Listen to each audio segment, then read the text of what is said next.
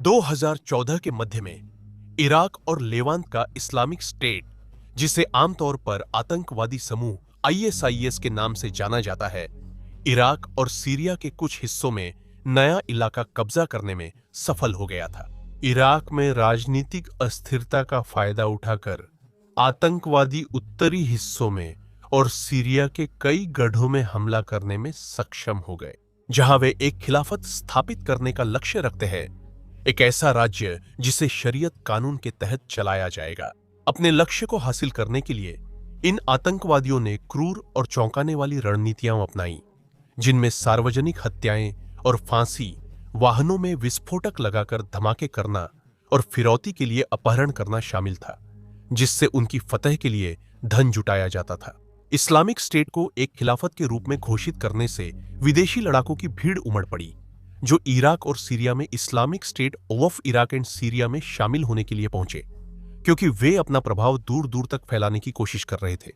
इसी दौरान Islamic state of Iraq and Syria द्वारा मानवाधिकारों का उल्लंघन और मानवता के खिलाफ अपराध जारी थे। यूनाइटेड किंगडम की रॉयल एयर फोर्स ने उत्तरी इराक के यजीदी लोगों को मानवीय सहायता पहुंचाने की कोशिश की, जिन्हें इस्लामिक स्टेट द्वारा एक भयंकर नरसंहार में निशाना बनाया जा रहा था। एक साधारण एयर ड्रॉप से शुरू हुआ काम इस्लामिक स्टेट की योजनाओं में हस्तक्षेप करने वाला दशकों लंबा अभियान बन गया। ब्रिटिश सेना, रॉयल एयर फोर्स और रॉयल नेवी ने जमीनी समर्थन, हवाई हमलों और टोही के साथ योगदान दिया। यह एक विशाल अभियान होगा, जिसे ऑपरेशन शेडर के नाम से जाना जाता है, जिसमें सैकड़ों मिलियन पाउंड की सहायता इराक और सीरिया भेजी जाएगी। इस प्रक्रिया में लगभग 4,300 दुश्मन लड़ाके मारे गए थे। आज के वीडियो में हम ऑपरेशन शेडर की प्रमुख घटनाओं का विश्लेषण करेंगे और देखेंगे कि यह इराक और सीरिया दोनों में कैसे चला। हम सबसे पहले ऑपरेशन के दौरान इराक में हुई घटनाओं की जांच करेंगे। उसके बाद सीरिया और अन्य जगहों पर क्या हुआ, उस पर चर्चा करेंगे। यह एक यात्रा है जो हमें 2014 की गर्मियों से लेकर 2024 की हालिया गर्मियों तक ले जाएगी। जैसे जैसे हम उन तथ्यों और आंकड़ों की जांच करेंगे जिन्हें रॉयल एयर फोर्स ने पिछले 25 वर्षों में सबसे तीव्र उड़ान मिशन बताया था, यह है operation shader. Wars of the world में आपका स्वागत है।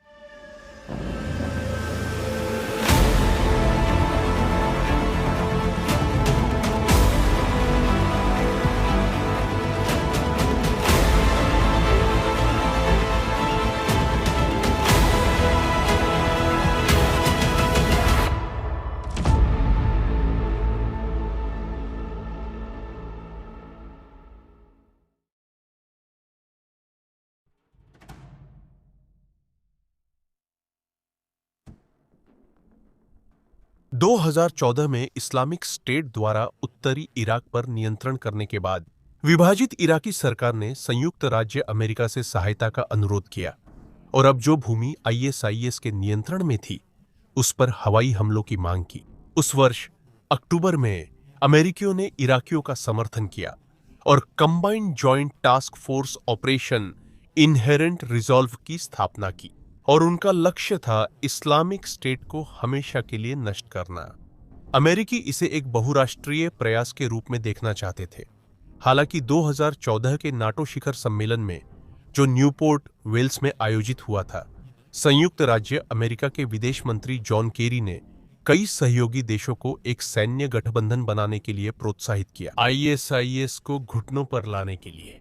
विशेष रूप से उन्होंने United Kingdom, Australia, France, Canada, Denmark, Germany, तुर्की और इटली के मंत्रियों पर ऐसा करने के लिए दबाव डालना शुरू किया। इन देशों में से कई अगले दशक के दौरान इस्लामिक स्टेट के बढ़ते खतरे को दबाने के लिए हस्तक्षेप करेंगे और यहां तक कि एक साथ काम भी करेंगे।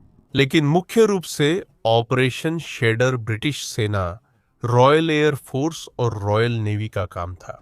इसी बीच इराक में इस्लामिक स्टेट ने यजीदी लोगों का नरसंहार शुरू कर दिया था, जो कुर्दी बोलने वाले एक स्वदेशी समुदाय है और यजीदी धर्म का पालन करते हैं, जो पारंपरिक धर्म का एक रूप है जिसकी उत्पत्ति ईरान में हुई थी। आईएसआईएस के इलाकों के सभी लोगों को इस्लाम धर्म अपनाने के लिए मजबूर करने की कोशिश में आतंकवादियों ने यजीदी महिलाओं और लड़कियों का अपहरण और तस्करी शुरू कर दी और लगभग 5,000 पुरुषों की हत्या कर दी। तस्करी के दौरान कई पीड़ितों को आईएसआईएस के धर्मांतरण शिविरों में जबरन भेजा जाता था, जहां उनका जबरन धर्म परिवर्तन कराया जाता था। कई सताए गए यजीदी इराक के कुर्दिस्तान क्षेत्र में भाग गए, जो उस समय तक इस्लामिक स्टेट के नियंत्रण में नहीं आया था। इस नरसंहार ने अंतर्राष्ट्रीय ध्यान आकर्षित किया और जल्द ही संयुक्त राष्ट्र ने आईएसआईएस पर मानवता के खिलाफ अपराध और मानवाधिकारों के गंभीर उल्लंघन का आरोप लगाया। मानवता की सहायता के लिए उत्तरी इराक में हवाई सहायता पहुंचाने की कोशिश करने वालों में ब्रिटिश रॉयल एयर फोर्स भी शामिल थी, जिसकी पहली कार्रवाई 9 अगस्त 2014 को की गई थी। 2 लॉकहीड C-130 हरक्यूलिस विमानों ने पहली यात्रा की और सफलतापूर्वक सहायता सामग्री सिंजार पहाड़ों में गिराई, जहां कई यजीदी लोग मौजूद थे।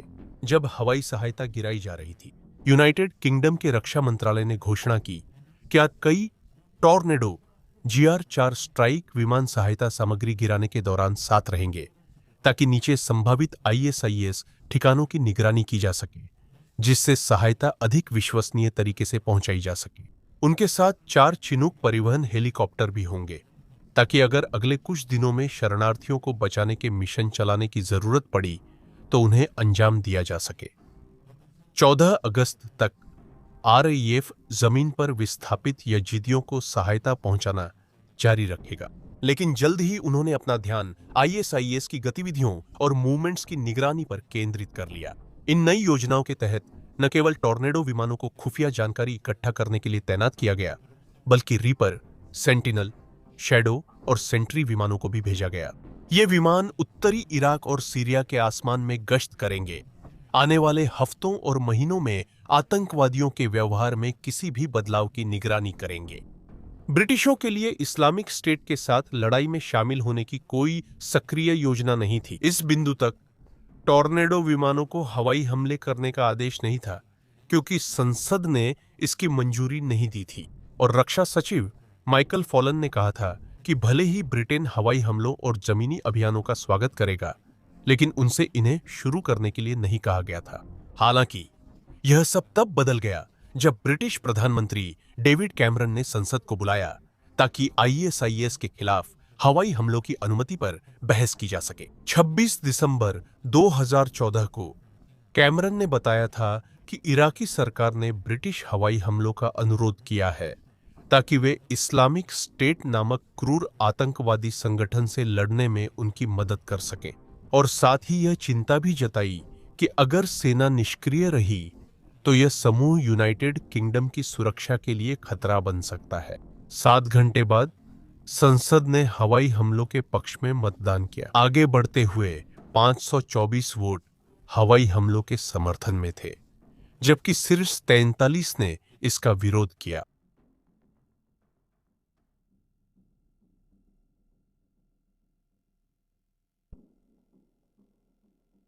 जैसे ही संसद ने उत्तरी इराक में हवाई हमलों को मंजूरी दी,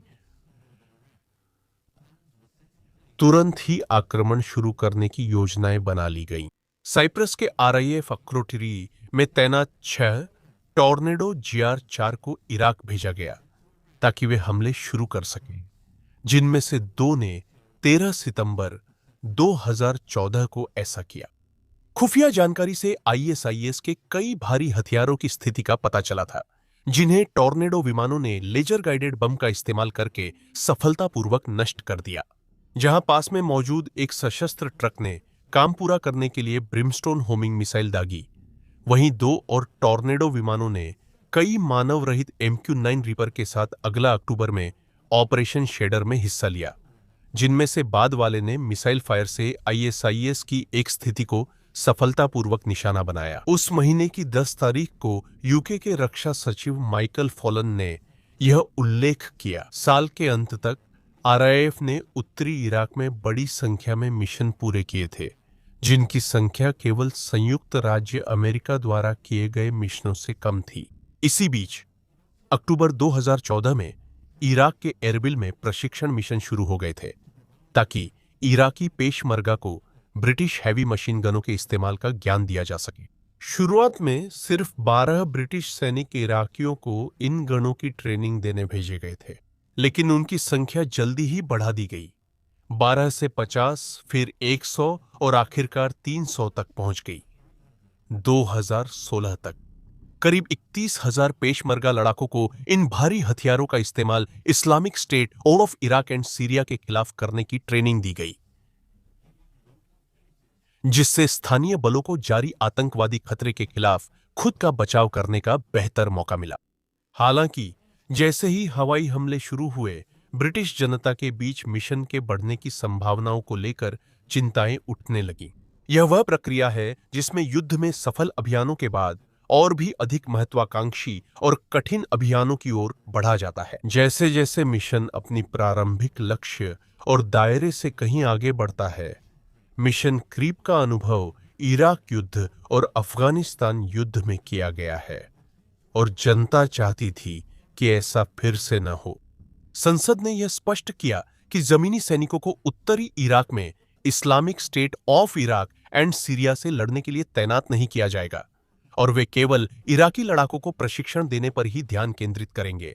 संसद ने केवल एक बार इस नियम को वापस लिया था, जब 2014 के मिशन में 2 एन बटालियन रॉयल यॉर्कशायर रेजिमेंट को एरबिल भेजा गया था ताकि शरणार्थियों को निकालने के लिए एक हेलीकॉप्टर लैंडिंग क्षेत्र को सुरक्षित किया जा सके। सैनिक केवल 24 घंटे के भीतर अंदर गए और बाहर आ गए, जबकि इस बात की बड़े पैमाने पर अटकलें हैं कि ब्रिटिश स्पेशल फोर्सेस ने आईएसआईएस के खिलाफ जमीनी हमलों में भाग लिया हो सकता है। ऑपरेशन शेडर के दौरान नियमित जमीनी बलों का मुख्य रूप से केवल प्रशिक्षण और समर्थन के लिए उपयोग किया गया था। ऑपरेशन शेडर के 1 साल पूरे होने के तुरंत बाद आईएसआईएस के नियंत्रण वाले इलाकों में भेजे गए टॉर्नेडो और रीपर विमानों ने 1300 से अधिक व्यक्तिगत मिशन पूरे किए थे। इसमें लगभग 300 हवाई हमले शामिल थे, जिनमें 311 air to ground missile, 114 Hellfire मिसाइलें, 117 ब्रिमस्टोन मिसाइलें और 540 पाववे 4 लेजर गाइडेड बम बरसाए गए थे। माना जाता है कि जनवरी 2016 तक इन हवाई हमलों ने मिलकर 330 इस्लामिक स्टेट लड़ाकों को मार गिराया था। संयुक्त राज्य अमेरिका के प्रयासों के साथ मिलकर एक बेहद खतरनाक आतंकवादी संगठन के प्रभाव में सेंध लगनी शुरू हो गई थी। अगला उल्लेखनीय हवाई हमला जून 2016 में हुआ, जब रॉयल एयर फोर्स ने इराक के पश्चिमी हिस्से में स्थित एक कंक्रीट बंकर पर स्टॉर्म शैडो क्रूज मिसाइलों का उपयोग करते हुए बमबारी की। इस बंकर का इस्तेमाल इस्लामिक स्टेट द्वारा हथियार भंडारण केंद्र के रूप में किया जा रहा था और इसे नष्ट करके ब्रिटिश बल पास के आतंकवादी लड़ाकों के बीच भारी हथियारों के वितरण को रोकने में सक्षम हो जाएंगे। स्टॉर्म शैडो मिसाइलें, जो लॉन्च होने पर 600 मील प्रति घंटे से अधिक की गति से चलती हैं, अपने 2 चरणीय वारहेड सिस्टम के कारण विस्फोट होने से पहले अपने लक्ष्यों के भीतर गहराई तक प्रवेश कर सकती है और ठीक इसी तरह इनका इस्तेमाल इस हथियार बंकर के खिलाफ किया गया था। यह पहली बार था जब यूनाइटेड किंगडम ने ऑपरेशन शेडर के तहत अपने प्रयासों में इन हथियारों का इस्तेमाल किया था। दागे गए सभी 4 मिसाइलों ने बंकर पर सीधा निशाना साधा और इस हवाई हमले को सफल माना गया।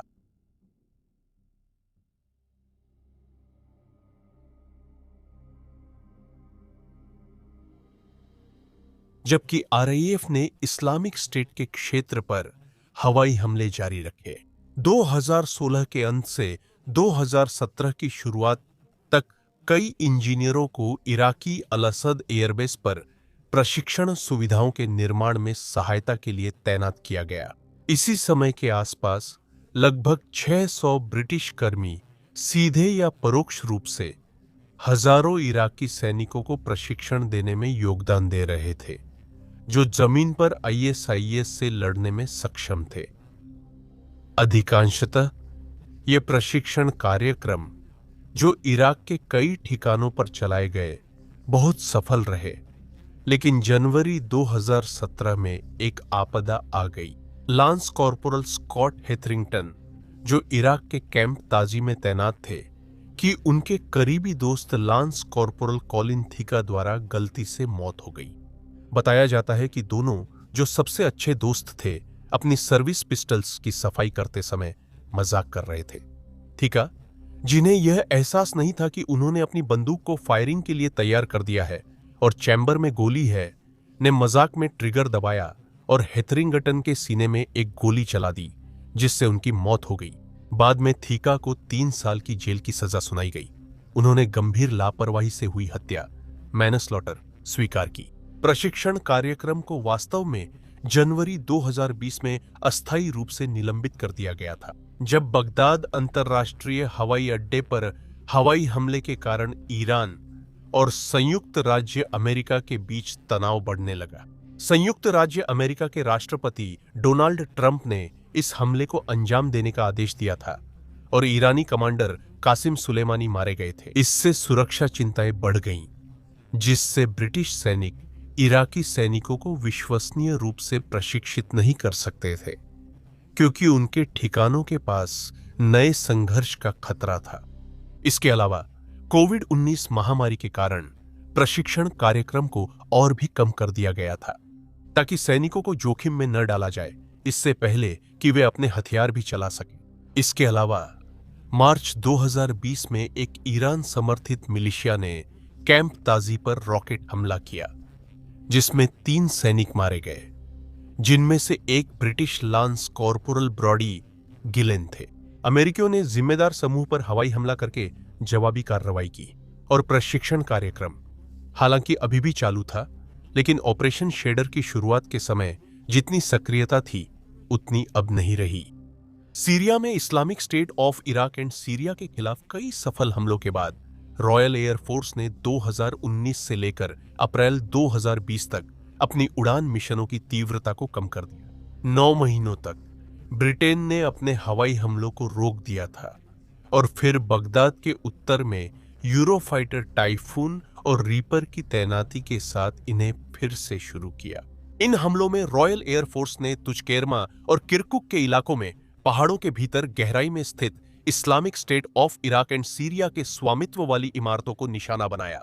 पेववे 4 इन इमारतों के भीतर आतंकवादियों को निशाना बनाने के लिए एक बार फिर लेजर गाइडेड बमों का इस्तेमाल किया गया, यह सुनिश्चित करने के बाद कि किसी भी नागरिक की जान को खतरा नहीं होगा। ऐसा करके इस्लामिक स्टेट पर ऊपर से बमबारी करने की वापसी के बाद आरआरएफ ने जुलाई 2020 तक 40 तक हवाई हमले करना जारी रखा। ये भारी हवाई हमले 2021 तक जारी रहे, जब स्टॉर्म शैडो मिसाइलों का एक बार फिर इस्तेमाल किया गया, ताकि उत्तरी इराक के पहाड़ों में गुफाओं में छिपे Islamic state of Iraq and Syria आतंकवादियों को निशाना बनाया जा सके। 2019 और 2021 के बीच हुए हवाई हमलों में कम से कम 27 Islamic state of Iraq and Syria सदस्यों के मारे जाने और 4 अन्य के घायल होने का अनुमान है। 2021 के बाद हवाई हमले एक बार फिर कम हो गए। 2022 में पूरे साल में केवल 2 हमले हुए और 2023 में 2 प्रमुख हमलों ने इराकी सुरक्षा बलों का समर्थन करते हुए Islamic state of Iraq and Syria के बड़े ठिकानों को निशाना बनाया। फिर अप्रैल 2024 में ब्रिटिश टाइफून विमानों ने उत्तरी इराक के पहाड़ों में गठबंधन बलों के सदस्यों को निशाना बना रहे Islamic state of Iraq and Syria के रॉकेट लॉन्चर पर हमला किया। ऐसा माना जाता है कि 2017 तक Islamic state of Iraq and Syria ने इराक में अपना अधिकांश इलाका खो दिया था, जब इराकी प्रधानमंत्री हैदर अल अबादी ने घोषणा की थी कि इस्लामिक स्टेट को देश से पूरी तरह बाहर निकाल दिया गया है। हालांकि यूके के अधिकारी इस बात को लेकर आश्वस्त रहे कि Islamic state of Iraq and Syria अभी भी यूके के लिए एक बड़ा खतरा है, और उन्होंने सितंबर 2024 तक ऑपरेशन शेडर के इराक मोर्चे को बंद नहीं किया। इराक में ऑपरेशन के समापन के दौरान यूनाइटेड किंगडम ने पूरी तरह से आक्रामक भूमिका की बजाय सुरक्षा भूमिका में बदलाव किया, और उसके बाद से आगे के मिशन, जिनमें हवाई हमले भी शामिल हैं, बंद हो गए हैं। हालांकि ऑपरेशन शेडर के अंत के बावजूद रॉयल एयर फोर्स के विमान आज भी उत्तरी इराक के पहाड़ों के ऊपर गश्त करते हैं और ऐसा लगता है कि वे निकट भविष्य में भी ऐसा करना जारी रखेंगे।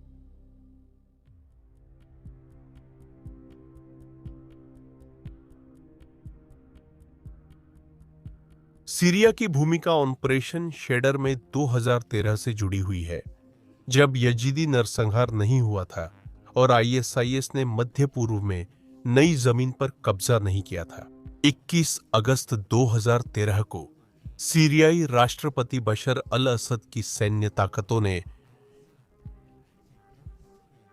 सीरियाई गृह युद्ध के दौरान राजधानी दमिश्क के आसपास विपक्ष के नियंत्रण वाले 2 इलाकों में रॉकेट दागे। इन रॉकेटों में बेहद जहरीला नर्व एजेंट सरीन था, जो बहुत जल्दी दम घुटने से मौत का कारण बन सकता है, क्योंकि प्रभावित व्यक्ति अपने गले की मांसपेशियों को नियंत्रित करने के लिए संघर्ष करता है।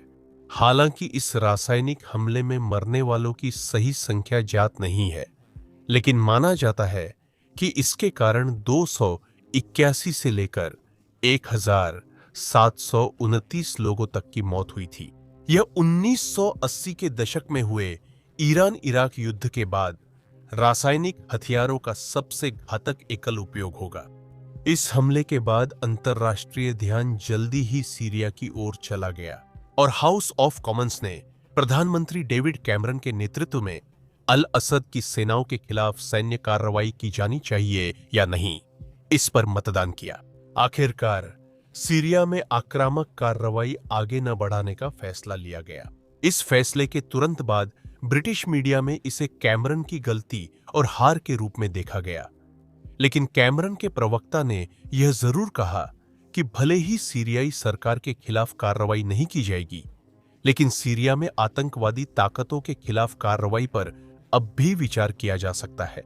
इस कदम को आगे बढ़ाने के लिए कैमरन को हाउस ऑफ कॉमन्स में एक और वोट की मंजूरी लेनी पड़ती, जब तक कि वह सीरिया में किसी मानवीय आपदा को रोकने के लिए कार्रवाई न कर रहे हों। स्थिति तब और गंभीर हो गई जब 2013 के अंत में आईएसआईएस आतंकवादियों ने सीरिया में 2 ब्रिटिश मानवीय सहायता कार्यकर्ताओं डेविड हेन्स और एलन हेनिंग को अलग अलग घटनाओं में अगवा कर लिया। इन बंधकों को 2014 तक बंधक बनाकर रखा गया और हेन्स की जान को लेकर धमकियां दी गईं, जिसमें अमेरिकी सेना से इराक और सीरिया में अपनी दखलंदाजी खत्म करने की मांग की गई। अगर उससे कभी बचना था, डेविड कैमरन ने सार्वजनिक रूप से प्रतिक्रिया दी, यह कहते हुए कि यूनाइटेड किंगडम उनकी मांगों के आगे नहीं झुकेगा और आईएसआईएस को उनके कार्यों के परिणाम स्वरूप खत्म कर दिया जाएगा। आईएसआईएस ने प्रतिक्रिया स्वरूप एक भयानक वीडियो जारी किया, जिसमें एक आतंकवादी काले कपड़ों में लिपटा हुआ था। केवल उसकी आंखें दिखाई दे रही थीं और उसने हेन्स का सिर कलम कर दिया। इस आतंकवादी को मीडिया द्वारा जिहादी जॉन के नाम से जाना गया, जिसे बाद में एक गहन तलाश के बाद ब्रिटिश नागरिक के रूप में पहचाना गया। मोहम्मद मौजी, जो इस्लामिक स्टेट आईएसआईएस में शामिल होने से पहले लंदन में रहते थे, बाद में एलन हेनिंग को भी मौत के घाट उतार देंगे।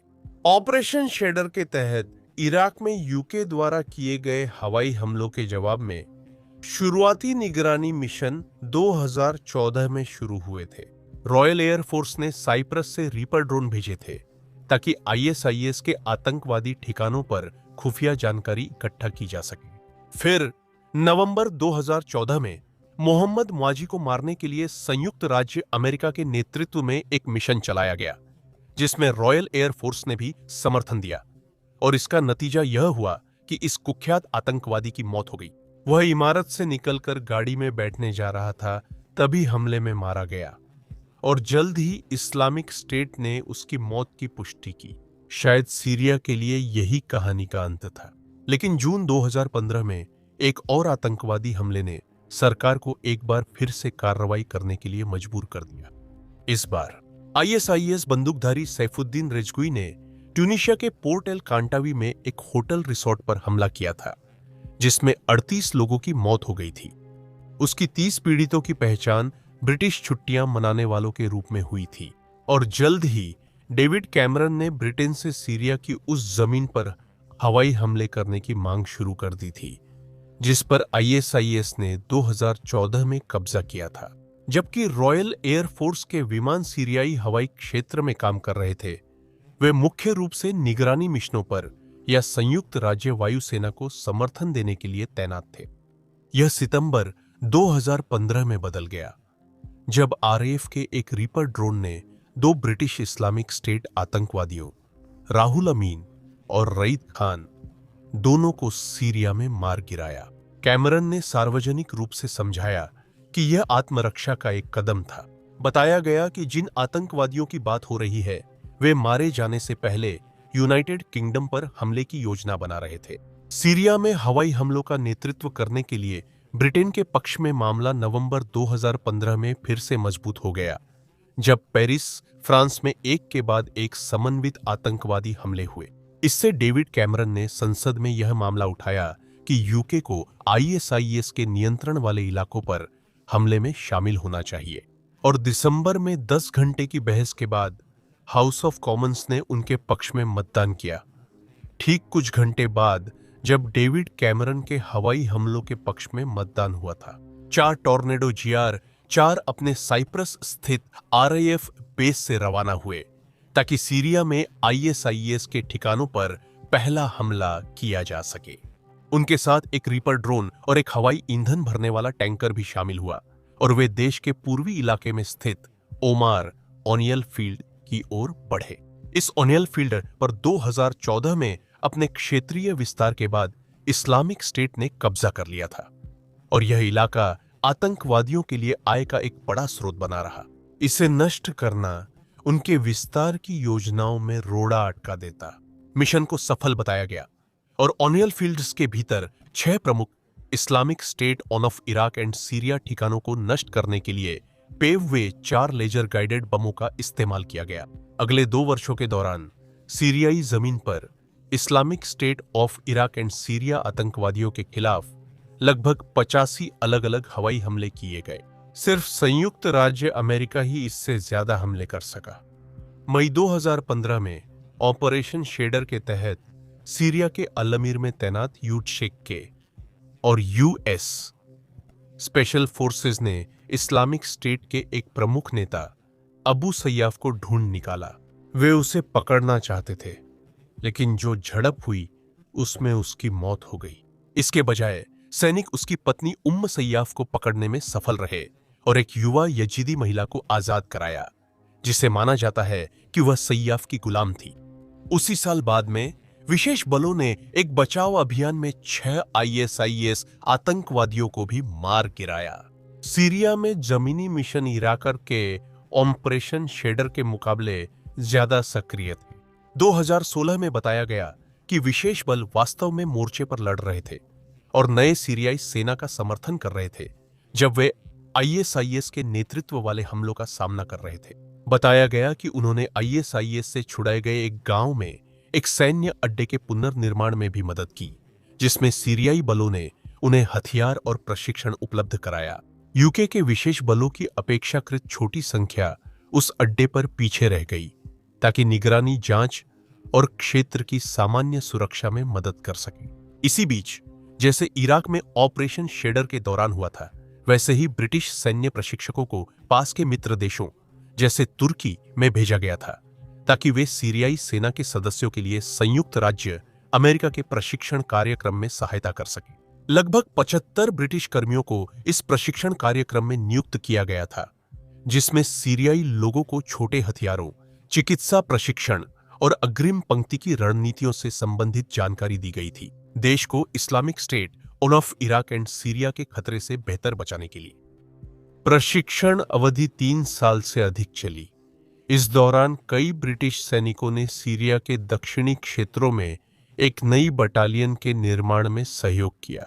यहां प्रशिक्षित किए गए सैनिक पहाड़ियों और पर्वतों से आए स्थानीय जनजातीय लड़ाके थे, जो आईएसआईएस को निशाना नहीं बना रहे थे, बल्कि उनका ध्यान राष्ट्रपति बशर अल-असद की सैन्य ताकतों पर था।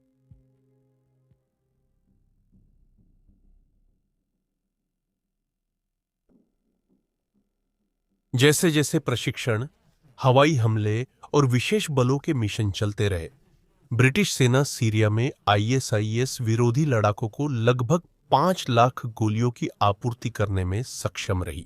2015 में यह भी पुष्टि हुई थी कि विशेष बलों के सैनिक लीबिया में इस्लामिक स्टेट के उदय के बाद वहां काम कर रहे थे, जबकि लगभग 20 ब्रिटिश सैनिकों को ट्यूनीशिया की सीमा की लीबिया से रक्षा करने के लिए तैनात किया गया था। डेविड कैमरन ने पुष्टि की थी कि यूके कभी भी लीबिया में हस्तक्षेप करने के लिए तैयार रहेगा, खासकर अगर उस क्षेत्र में ब्रिटिश नागरिकों की जान को खतरा होता है। हालांकि उन्हें जिस चीज का इंतजार करना था वह लीबिया में एक स्थिर एकता सरकार के लागू होने का था, इससे पहले कि वे हस्तक्षेप करें। फिर भी रॉयल एयर फोर्स के विमान 2015 से लीबिया की हवाई सीमा में संचालित होने लगे, जिसे केवल टोही उद्देश्यों के लिए बताया गया था, जबकि ब्रिटिश सेना और इस्लामिक स्टेट के बीच सीधे युद्ध की कोई रिपोर्ट नहीं थी। उसी साल एक घटना में एक बोइंग आरसी ट्रेफिस ने आईएसआईएस द्वारा संचालित एक संचार सिग्नल को निशाना बनाया और उसे जाम कर दिया। यह सिग्नल सिरते शहर में इस्लामिक स्टेट के गढ़ से प्रसारित किया गया था और इसके बाद कुछ भी आगे नहीं बढ़ा। इसी बीच 2010 के दशक के अंत तक सीरिया में ऑपरेशन शेडर जोखिम भरा साबित होने लगा था। 2018 में स्पेशल फोर्सेस सार्जेंट मैट टोनरो की जान चली गई जब मंबिज में मित्र अमेरिकी बलों द्वारा एक आकस्मिक विस्फोट किया गया। इस विस्फोट में संयुक्त राज्य अमेरिका के कमांडो मास्टर सार्जेंट जोनाथन जे डनबार की भी मौत हो गई थी। यह दोनों उत्तरी सीरिया में आईएसआईएस आतंकवादियों को निशाना बनाने के लिए एक संयुक्त अभियान का हिस्सा थे। हादसे के समय टोनरो इस्लामिक स्टेट के खिलाफ अभियानों के दौरान सक्रिय ड्यूटी में मारे जाने वाले एकमात्र ब्रिटिश सैनिक थे। इसके अलावा 2019 में 2 ब्रिटिश स्पेशल फोर्सेस के सैनिक आईएसआईएस द्वारा किए गए हमले में घायल हो गए थे, जब वे सीरियन डेमोक्रेटिक फोर्सेस को समर्थन दे रहे थे। डियर एजोर अभियान। बगुज 4 खानी की लड़ाई के बाद इस्लामिक स्टेट ने सीरिया में अपने बहुत से इलाकों को खो दिया। यह एक ऐसा घटना थी जिसमें आईएसआईएस पहाड़ियों में छोटे छोटे आतंकवादी समूहों तक सिमट कर रह गया। मुख्य रूप से इस लड़ाई का नेतृत्व सीरियन डेमोक्रेटिक फोर्सेस ने किया था और इसमें संयुक्त राज्य अमेरिका और ब्रिटेन की सेनाओं के सदस्य भी समर्थन में थे। हालांकि यह लड़ाई संयुक्त राज्य अमेरिका के combined joint task force operation inherent resolve के तहत हुई थी, लेकिन इसने सीरिया में ब्रिटिश सेना के लिए आगे आने वाली घटनाओं की नींव रख दी थी। इस लड़ाई की रिपोर्ट इस दृष्टिकोण से की गई थी कि आईएसआईएस को लगभग पूरी तरह से मित्र सेनाओं द्वारा पराजित कर दिया गया था और अब ऑपरेशन शेडर का ध्यान सीरिया में छिपे हुए आईएसआईएस के अंतिम ठिकानों को समाप्त करने पर केंद्रित होगा।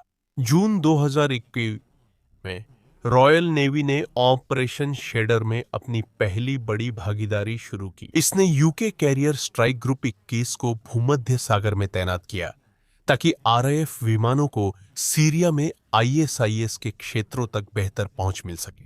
यह strike group aircraft carrier HMS queen Elizabeth के इर्द गिर्द केंद्रित था, जो 60 तक विमानों को ले जाने में सक्षम था। इस कैरियर ने आरआईएफ और यूएस मरीन कॉर्प्स के F-35B लाइटनिंग 2 स्टेल्थ फाइटर्स दोनों को तैनात किया था, जो सीरिया में आईएसआईएस के तटीय क्षेत्रों में हवाई हमले कर सकते थे। जब एचएमएस क्वीन एलिजाबेथ समुद्र में तैनात थी, तब इस तरीके से किए गए ऑपरेशन हर लिहाज से बहुत सफल रहे और कई लक्ष्यों को खत्म किया गया। जुलाई 2021 तक स्ट्राइक ग्रुप को वापस बुला लिया गया था, लेकिन संयुक्त राज्य नौसेना संस्थान द्वारा हवाई हमलों की पुष्टि की गई थी। दूसरी जगहों पर सीरिया में आरआरएफ के हवाई हमले ऑपरेशन शेडर के 2024 में समाप्त होने तक जारी रहे। 2021 में दक्षिण में अल तनफ सैन्य अड्डे के बाहर एक दुश्मन ड्रोन को मार गिराया गया, जिसे टाइफून द्वारा अंजाम दिया गया था। एक कम दूरी की एयर टू एयर असराम मिसाइल दागी गई। 2022 में पहली और एकमात्र हमला आरएएफ द्वारा अल बाब में एक लक्ष्य पर किया गया, जो सीरिया की तुर्की सीमा के ठीक दक्षिण में है। इस हमले में आईएसआईएस का एक प्रमुख सदस्य मारा गया, जो रासायनिक और जैविक हथियार बना और ले जा रहा था। आखिरकार 2024 में आईएसआईएस का एक सदस्य एक अज्ञात सीरियाई रेगिस्तान से गुजरते समय ड्रोन हमले में मारा गया।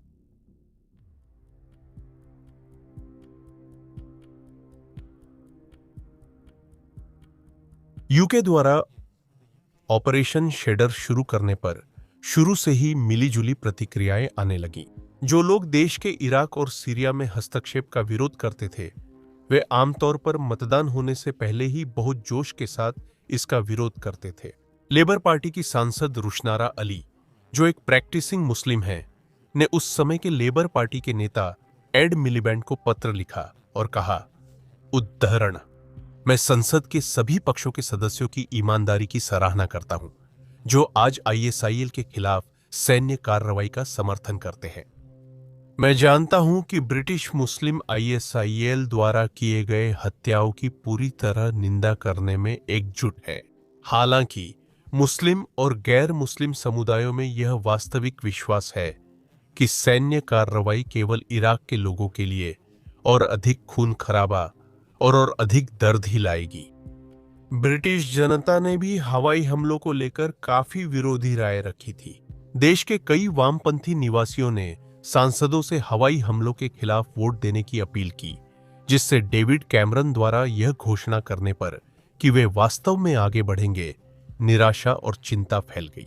ऑपरेशन शेडर का कुछ समूहों जैसे स्टॉप द वॉर कोएलिशन ने 2014 और 2015 में लंदन में विरोध मार्च निकालकर सरकार के संभावित फैसले का विरोध किया।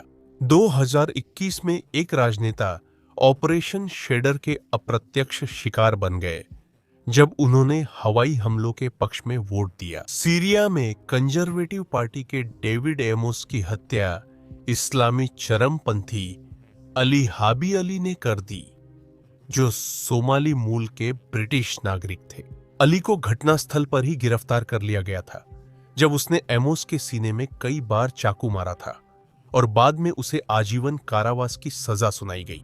इस हत्या से पहले कई राजनेताओं ने, जिन्होंने हवाई हमलों के पक्ष में वोट दिया था या देने की योजना बनाई थी, बताया कि उन्हें जान से मारने की धमकियां मिली थीं। अंतर्राष्ट्रीय स्तर पर ऑपरेशन शेडर में अपने काम के लिए ब्रिटेन की सराहना की गई थी। संयुक्त राज्य अमेरिका के राष्ट्रपति बराक ओबामा ने यूनाइटेड किंगडम को एंटी आईएसआईएस गठबंधन में अमेरिका के सबसे मूल्यवान साझेदारों में से एक बताया। दूसरी ओर रूसी अधिकारियों ने इस अभियान के लिए अपना समर्थन दिखाना शुरू कर दिया, जिसमें विदेश मंत्री सर्गेई लावरोव ने भविष्य में इस्लामिक स्टेट के खिलाफ और अधिक सार्वभौमिक प्रयासों की मांग की। जब ऑपरेशन शेडर चलाया जा रहा था, तब भी आईएसआईएस के आतंकवादी हमले समय समय पर जारी रहे। बताया गया कि यह इराक और सीरिया में ब्रिटिश सैन्य कार्रवाई के जवाब में किया गया था। मई 2017 में आईएसआईएस से जुड़े आतंकवादी सलमान अबेदी ने एरियाना ग्रांडे के कॉन्सर्ट के अंत में मैनचेस्टर एरिना में एक नेल बम विस्फोट किया।